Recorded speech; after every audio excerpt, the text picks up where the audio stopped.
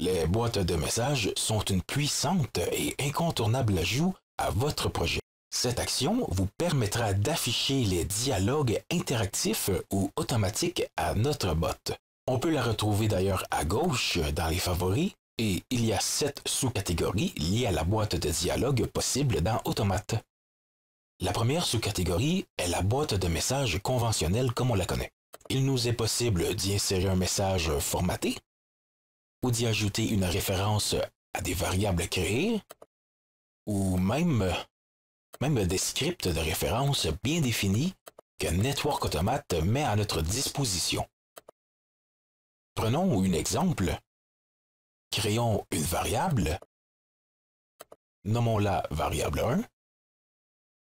Valeur initiale, disons un texte, je suis une.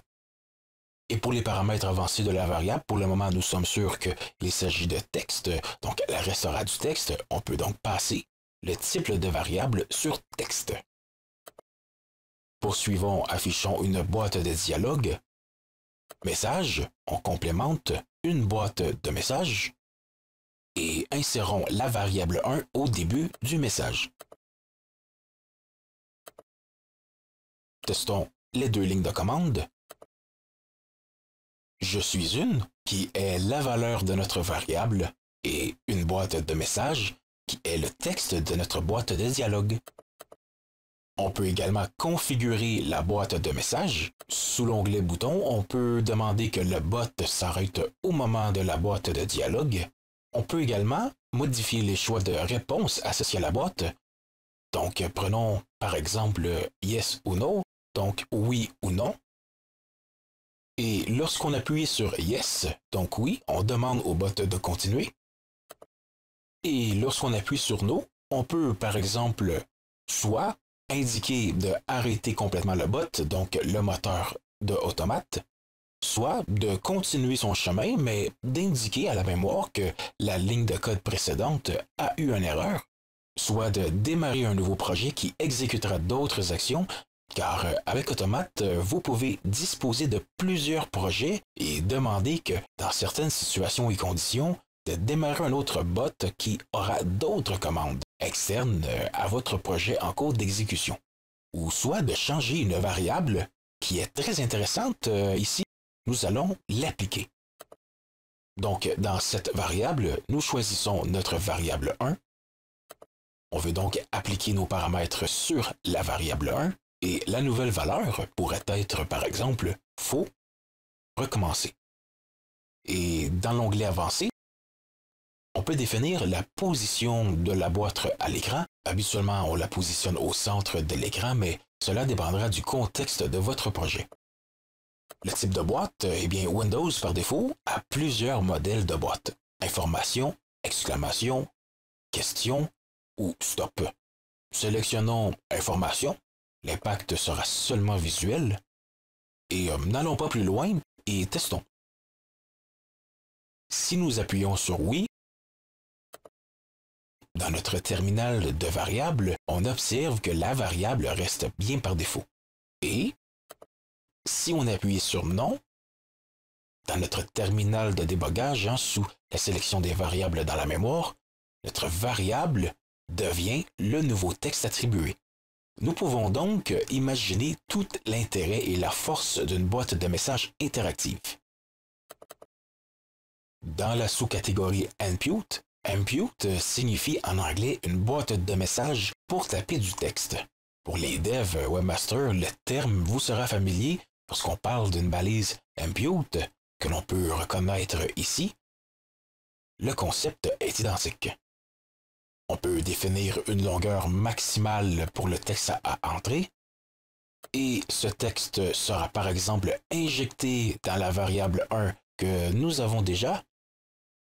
Mask Input est bien utile pour masquer le texte, par exemple pour une boîte qui demande un code ou un mot de passe. Et on retrouve également quelques-unes des mêmes options avancées que nous avons vues tout à l'heure. Terminons cette fenêtre et créons rapidement une nouvelle boîte de dialogue. Et affichons par la suite une seconde fois la variable 1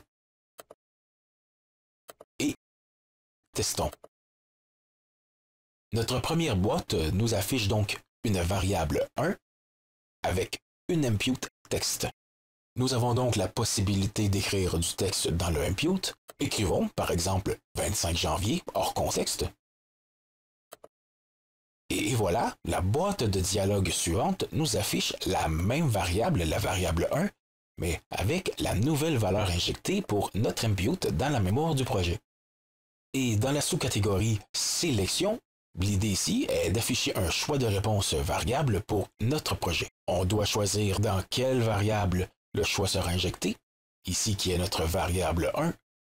Et ici, encore quelques termes anglophones très familiers pour les webmasters. Nous avons donc le choix d'une drop-down, une Dropbox, un checkbox, une liste radio et une boîte de choix.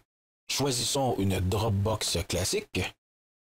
Item source vous permet par exemple d'aller chercher les choix de réponse directement dans une variable ou une base de données. Donc liste nous permettra par exemple de choisir des choix statiques et array des choix dynamiques. Pour exemple, créons-nous avant tout des choix statiques. Nous verrons les choix dynamiques dans un autre chapitre vidéo sur les arrays. Créons 3 choix pour l'exemple. Le choix par exemple pour une couleur bleue, qui ici on l'a choisi, aura pour valeur elle aussi bleu, qui sera injectée dans notre variable résultat ici. Une couleur rouge avec la valeur rouge et une couleur noire et pour valeur noire. On sélectionne le choix par défaut qui est obligatoire. On se crée ensuite une nouvelle boîte de dialogue où reprenons celle-ci par exemple, rééditons-la pour qu'elle nous affiche le résultat de la variable 1. Et donc une fois sélectionné une valeur dans la première boîte de dialogue, celle-ci nous affichera la nouvelle valeur. Donc pour le message du dialogue, vous avez sélectionné la couleur. Ensuite, on injecte la valeur de la variable 1. Et voilà. On teste. On peut sélectionner notre valeur. On peut vérifier en temps réel dans la fenêtre de débogage la variable changée. Et voilà, nous avons à la boîte de dialogue suivante la variable 1 qui est affichée avec sa nouvelle valeur injectée grâce à notre choix de réponse. Et poursuivons, pour finir, un peu plus bas, vous pouvez aussi très bien afficher une boîte de dialogue avec par exemple du texte d'un fichier externe ou interne.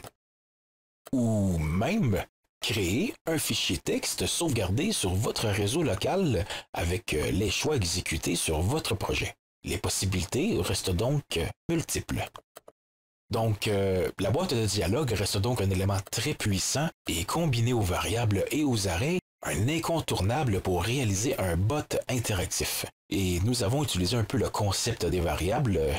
Dans la prochaine vidéo, nous aborderons un peu plus en détail le principe des variables dans la programmation sous le logiciel Automate.